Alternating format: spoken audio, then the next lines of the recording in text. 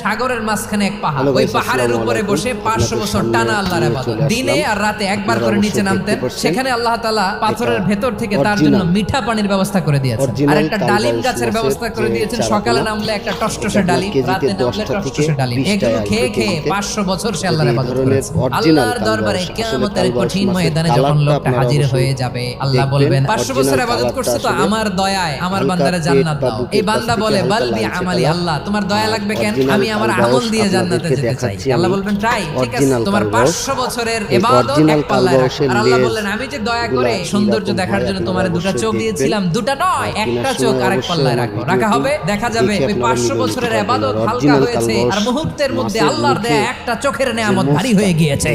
ফলাফল দেখো, হিসাব বলে তুমি এখন জাহান্নামে যাবা, যাও এবার জাহান্নামে যাও। এবার লোকটা কাচুমাচু করে বলে আল্লাহ এবার আমি বুঝতে পেরেছি তোমার দয়া ছাড়া দুনিয়ায় কেউ জান্নাতে যেতে পারবে না।